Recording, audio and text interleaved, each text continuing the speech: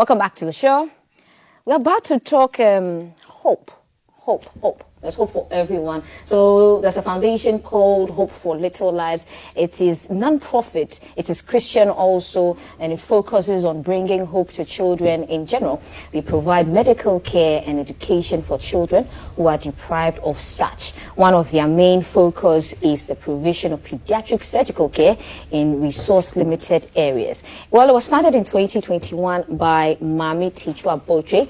She is the founder and executive director for Hope for Little Lives, and she's also a pediatric surgeon with the Greater Accra Regional Hospital. Also, Mr Ndinyah Delanyo Emmanuel, he is a brand consultant, and he's also with Hope for Little Lives. Good morning, ladies and gentlemen.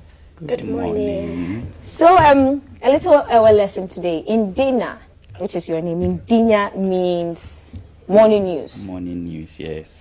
Now we have to speak to our director. You have to be part of the morning news team and speak to Motiti. She's played the screen with you. Hi, how are you doing? Come.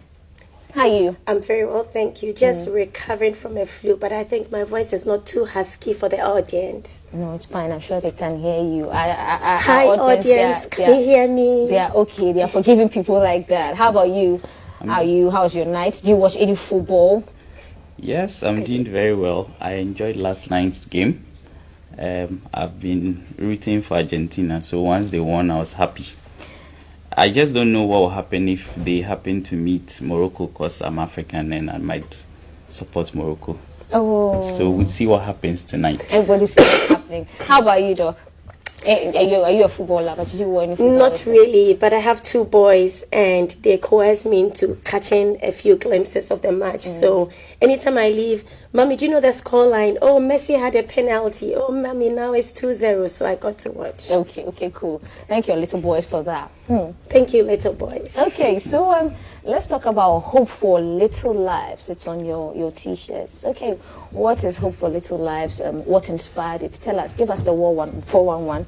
Okay, so like you rightly said, I'm a doctor and I went to medical school in University of Ghana Medical School, and during one of so every year we have a medical outreach as students and we go to different regions. And I had the opportunity to go to the Upper West region of Ghana. That was the first time I was actually going to the north. And when I went there, we went to a place called Jirapa. So when I went there during the outreaches, I saw the children, how deprived they were. That picture, for some reason, it stayed with me. So I think it was a bit subconscious. So when I finished medical school after my house job training, medical officership, I got the opportunity to do pediatric surgery in Johannesburg, South Africa. And whilst there, I came across children. The hospital that we're working, we also had like a non-profit where we used to give out. And another reason is because there are very few pediatric surgeons. At the time that I finished training as a last year, there were just less than or just about 10 pediatric surgeons covering the whole of Ghana. And 10. Just 10. Now I'd say we are like 12 or about 12 or 13. For the whole of Ghana? For the whole of Ghana. And it's not every region that has a pediatric surgeon. So out of this number, there are 3 in Kolebu. There are 2 at the Greater Accra Regional Hospital. There are 2 at UGMC. And there are 3 at Komfanoche. And that's it. Okay, Dr. Botchway, why is this? Is studying for pediatric care, is it difficult compared to the other disciplines, or is just people don't want to see children in pain? I would say it takes a lot of dedication because children are very delicate and a lot of people are really not interested because it's not lucrative.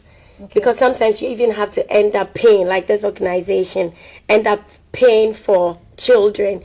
So most doctors will prefer the pelvis. It's a joke amongst doctors that doctors prefer the pelvis, OBGYN, because every day somebody would give birth, and if someone has infertility, they'll pay for it. People do more orthopedics. But I think generally it needs a lot of dedication, it needs a lot of loyalty, and it's quite long, just like other things as well. Right, it's okay. And so, I mean, you saw all of these. But why did you decide to stick to pediatric care? Because there's a shortfall of pediatric doctors. Was it the plight of the children? What exactly made you focus your, everything into pediatric care? So, whilst in medical school, so in medicine, there are two things. You either get interested in internal medicine or you do surgery. Right. And so the reason, as at the age of, I knew I wanted to be a doctor at the age of 7. And I knew I wanted to be a doctor because I wanted to be an OBGYN, take care of women. But throughout my rotation, I realized, I didn't think I liked the law care and everything. And I knew I wanted to be a surgeon. Okay. I enjoyed my surgical disciplines. Okay.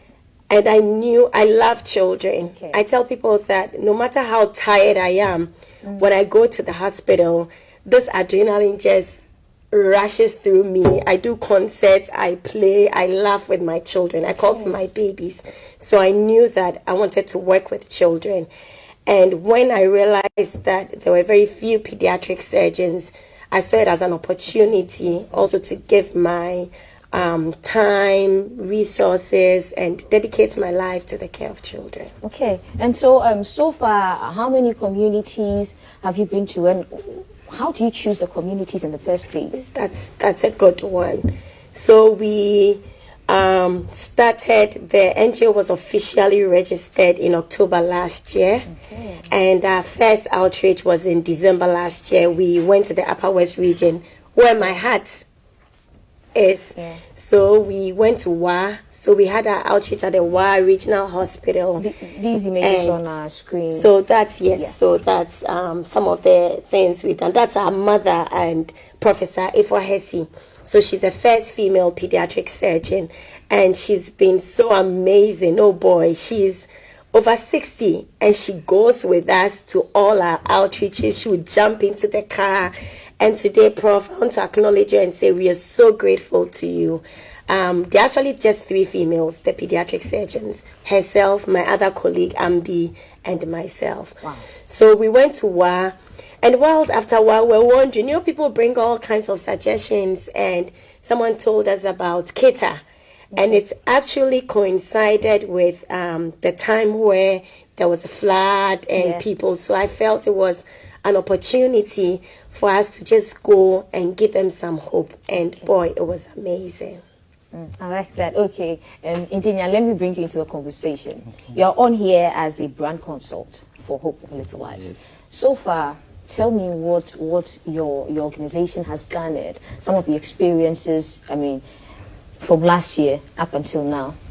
Okay, so we've gained a lot of experience over the past 2 outreaches that we have done. I personally am not a medical person, but you'll be surprised to know that now I know a lot about pediatric surgical care. I know about hernias in children and all that. Okay. Yes, but then when you look at the bigger picture, it is what we are able to eventually do for communities that we try to reach out to.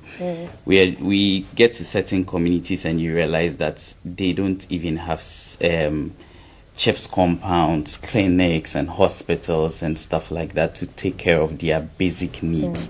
And so going forward, we're looking to do more of that, help other communities that need these CHIPS compounds and clinics and stuff like that, and also help them get the expertise services that Hope for Little Life renders in the area of surgical care for children. And so yes, I think that is the area in which we're looking into right now.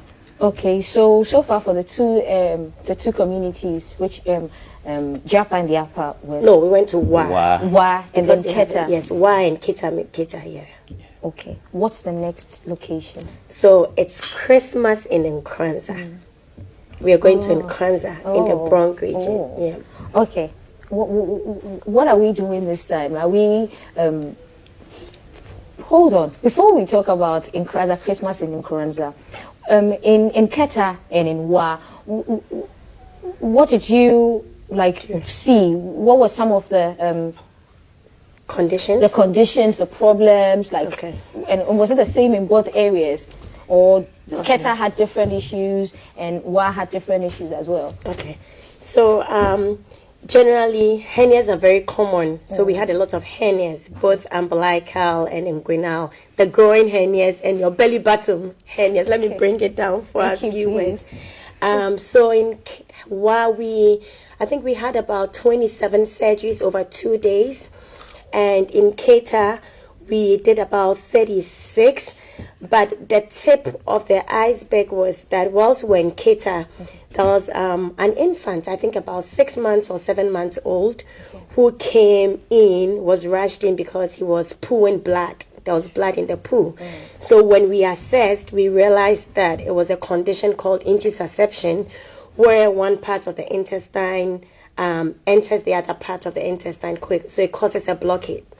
So if we hadn't been there at such a time as that, that child would have had to be referred to the whole regional hospital. And sometimes even at home, they won't be able to do it because not everybody is able to operate on children, and also anesthesia and everything. That child would have had to come all the way to Accra. So for me, I was very elated that we could. So we operated on the child, and after a day or two, baby is well, doing well. So that's what we did. Between the two places, what we do also is that we give gifts to the children. So I tell my friends, we go to schools, we package clothes. So people bring us clothes, shoes. We package them very nicely. You saw in the video that we were presenting it. So we package it and then we give it to the children. You should see the excitement, like they rush on us. It's so fulfilling, and for us, that's what gives us joy. In WA, we donated some books to the WA Regional Library, courtesy of the friend of mine. He's a lawyer, so he gave us about 600 books and board games. So we gave some of the board games to the WA Regional Hospital, and we gave some of the books to the library. We also painted schools. So this is a school that we painted at Keita, the Keita Basic School. I mean, it wasn't painted at all. So before we went there, we sent money, and then the school was painted. But like Della said, this time there's a need. And the people in Nkoranza, there's a community called Anama. They have no health center. And whenever someone is sick, the person has to... Anama, yes. The person has to travel on a motorbike or sometimes a bicycle, and when it rains, it makes the road not motorable. So we have a GoFundMe account. This time we want to build a chips compound for the community, and we're giving ourselves a year. So when we go, the chief has given us a land. So we're going to do sword cutting and everything. Are you in any way partnering with the Ghana Health Service? Yes. So from day one, they've been our anchor as well. Anytime we're going, we get vehicles from them. So when we're going to WA, we needed a very big truck because we had medication from companies, we had clothes. So Ghana Health Service gives us truck. And before you can do anything like a chips compound, you need to seek their approval. So I personally met with the Director General, I think 2 months ago. I had already sent letters and everything. So 2 months ago to formally show my face. And he's given us his blessing. So this is not a scam. It's very real. He's aware of it. Okay. And so when it comes to education too, what you do you like give them scholarships? Do you do anything when it comes to education? I mean, after you've given them healthcare and given them presents. So So if you listen to Mami carefully, she mentioned painting of the school blocks at Keita. The Keita school, basic school, was painted when we got there. We also provided the school with a couple of books, story books. We did the same for WA in Dobli primary school. We also painted the school and provided them with books. Scholarships we haven't started yet, but then we have formed book clubs for these schools so that we can continuously follow up on their progress. We are an NGO that is much interested in not just going to do something and leaving the community, but then we want to see whatever we have put into the community grow and become something. And so we formed these book clubs such that we'll be able to follow up on the progress of the children in the community. Yes. Right. And so what's the objective now for the people of Anama. Is the NGO open? Are people open to join? Are people open to? Is it just for medical professionals? No, not at all. So it will amaze you how people came on board. Okay, so it started as solo myself, just packing things and telling a colleague of mine, Dr. Shina Ade. Okay. He also trained in nurses. So I was like, I have this NGO. I think we should give back to society. And it will tell you how I met Stella. So I think 2 years ago, I came down from SA on vacation, and I needed to sew a dress for a function or something like that. Okay. So on IG, I was just going through IG, and I saw Samilia Couture. Okay. So I was just chatting with somebody, and then the person just saw the dress, and he had a very good interpersonal relationship. So we just used to chat. So he saw my fly. He was like, Doc, as for this one, I'm in. So when he just saw the fly, he was like, Doc, I'm in. I want to come with you. So we didn't even have a team. Then subsequently, different people from all walks of life, a teacher from my children's school was like, oh, Doc, I'll come with you. So for our first outreach, people just see the flyer and they're like, I want to come with you. Can we join? Can we join? And it's very open. It's open to both medics and non-medics. Okay, thank you for sending So you're welcome. Thank you very much. I think you will surely join that fray. Okay, and so for Anama, what's the plan? So Anaman, we still we need money. Like you're asking when he was talking about scholarships and all that, it doesn't come on a silver platter. Absolutely. We need a lot of money. We're grateful to companies like Star Assurance for this trip. We are grateful to KPG. So people have supported, but we still need some support. So we have a Momo account. We still need money. We have a GoFundMe account, and we need money for the CHIPS compound. Our budget is like $50,000, and we've not gotten anywhere. So we'll be very grateful if people donate. We need old clothes. So just call or go to our website. You can mention the number and the website, the Momo number and the website. You can actually, yes. I can mention that. Yes, that I'm allowed to. Yes, you are. So the website is actually www.hopeforlittlelives.com. Okay. And the Momo number is 059-739-3785. 059. It's on our screen. Okay. It's there. It's on our screen now. That's the number. That's the Momo number. If you want to donate, there are two numbers. So one is scrolling on your thing now. And the other one is 0244296841. 0244296841. And our website is www.hopeforlittlelives.com. HOPEFORLITTLELIVES. And there's also a GoFundMe account. Yes. And that's where you can donate to the Hope for Little Lives project. Okay, and so when are we going to Anama? And what sort of things do you want people to send in to you? When are we leaving? When can we join the train? Please let it be a Saturday or a Sunday. If it's a weekday, we'll be here, so we can't come. I'm sorry, it's a weekday, and we do our outreaches during Easter and Christmas to really show that our volunteers are dedicated. So we leave on the 21st of December. That's next week. So you have till the 20th to send in. So we want clothes. The clothes are never enough. Sometimes we have like 1,000 clothes package, and it's never enough. There's so many children. They go and they call more children to come.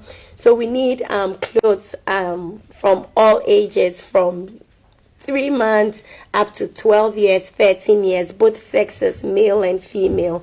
We need shoes, we need toys, we need storybooks, we need so many things. So you can call this number, and then it's a work number. Sorry, let me just quickly find the number. So the number is 0245 009 694, 0245 009 694, or 0244 296841. even if we have to come to you, we'll come for the things. Or you can bring it to me at Rich Hospital. That's where I work. So some people come there. Yes, and so when you go to the Rich Hospital, just say you're looking for Dr. Maame Tekyiwa Botchway, or you're looking for the founder of Hope for Little Lives. No, they don't know me as founder. Just say you're looking for MT. MT, that's Dr. it. MT. Okay, Dr. MT. Okay, in Ndinyah, in wrapping up, what would you want to tell Ghanaians and people who are watching us now?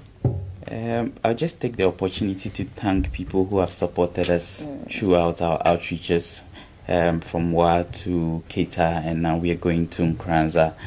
And I would also take the opportunity to ask more people to come on board. There's a saying that even the sea still receives rainwater. And so anybody who can support us in any way would appreciate you. And the people of Nkoranza would say a big thank you to you. And whenever they are praying, of course, those prayers would also work for you.